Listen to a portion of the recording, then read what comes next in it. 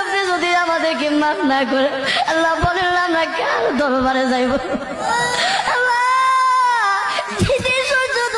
উপরে থাকবে ময়দানে আল্লাহ কত মানুষের মাথাগুলো মগজে আল্লাহ গলে গলে পড়বে। আল্লাহ ওই কঠিন মুহূর্তে আল্লাহ আপনি আমাদেরকে সকলকে আরো সে ছায়া দান করে।